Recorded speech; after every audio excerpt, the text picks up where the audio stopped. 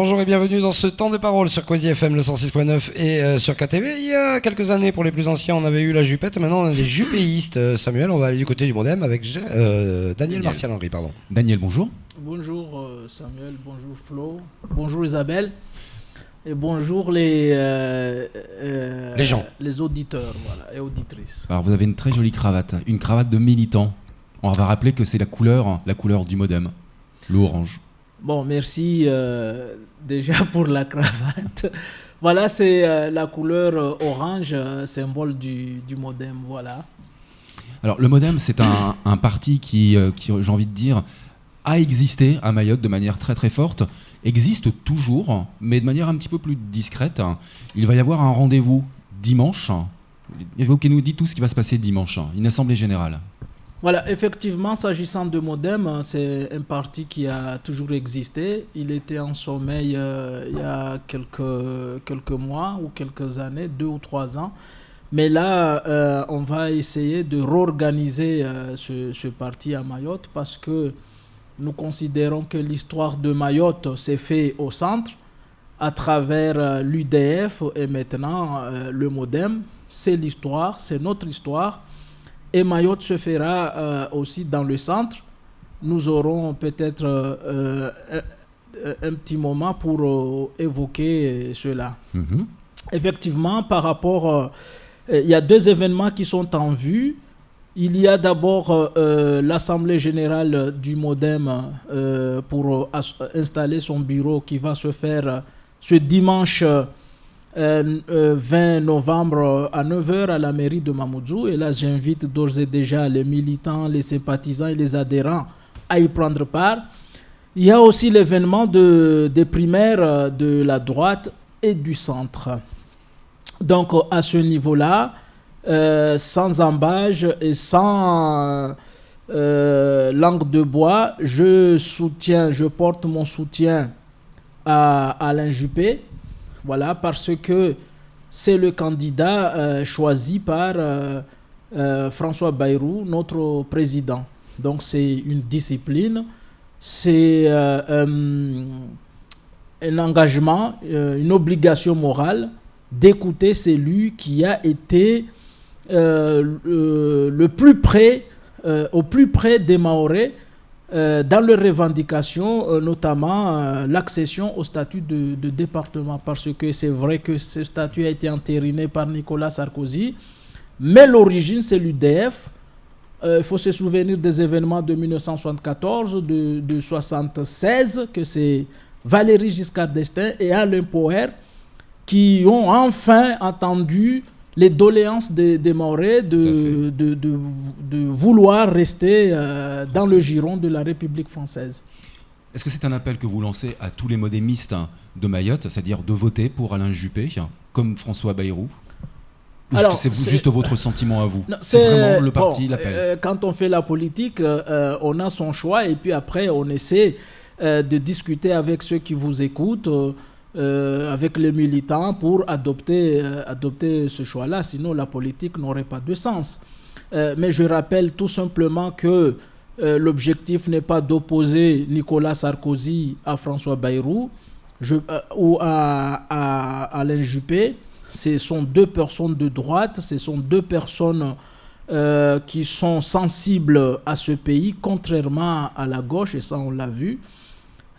Donc l'objectif ce n'est pas ça, mais l'objectif c'est de mettre un peu d'ordre dans tout ça, parce que on a tendance à dire que Sarkozy c'est le père du département de Mayotte, mais j'imagine il n'y aurait pas eu un Marcel Henry, il n'y aurait pas eu un Alain Poher, il n'y aurait pas eu un Valéry Giscard d'Estaing. En fait, il n'y aurait même pas de département. Voilà. Qu'est-ce qui rapproche idéologiquement François Bayrou de Alain Juppé? Qu'est-ce qui fait que ce soutien soit devenu si naturel aujourd'hui? C'est déjà une idéologie multiséculaire, parce que depuis la Révolution française, on sait très bien déjà les affinités qu'il y a entre le centre et la droite, hein, avec quelqu'un comme Mirabeau, par exemple, qui est le père fondateur du centre, du centre en France. Et les centres, c'est toujours des mouvements de droite. Hein. il n'existe pas de centre-gauche en France, tel que certains voulaient. Voilà. Donc, il y a déjà un approchement idéologique, mais aussi il y a un approchement affinitaire parce qu'il ne faut pas oublier que dans les années 80, début 90, on a connu le fameux UPF, Union pour la France, où Alain Juppé et François Bayrou ont beaucoup travaillé ensemble dans ce sens-là pour maintenir des liens politiques et des liens fraternels entre les différentes fractions de droite. Contrairement à ce qu'on a vu récemment, il y a eu des tentatives que je n'évoquerai pas ici pour liquider littéralement le centre. Voilà, en proposant des postes ministériels à certains. On se souvient que Bisto Blasi, Patrick Devedjian, Corinne Lepage ont tous quitté le bateau. Et ça, c'était une stratégie pour tuer le centre. Et aujourd'hui, on croit dur comme fer qu'en soutenant Alain Juppé, on peut réveiller le centre parce que son objectif, c'est de travailler avec le centre et non pas s'asseoir au-dessus du centre. C'est ça, il parle de rassemblement. Est-ce que ça veut dire aussi que si Alain Juppé est élu le 27 ou dimanche, candidat investi des Républicains, qu'il est élu président de la République, on pourrait retrouver un François Bayrou dans un ministère, voire plusieurs modémistes dans des ministères ou au pouvoir, au gouvernement, mais en tant que modémistes travaillant et œuvrant pour la France et pas modémistes bouffés par les Républicains. Ou Premier ministre. Ou Premier ministre, gouvernement. Disons que la position de Alain Juppé, c'est ça. Et d'ailleurs, Bayrou, comme vous avez constaté, a toujours lutté pour que le centre existe parce que la France a toujours été forte quand le centre est fort.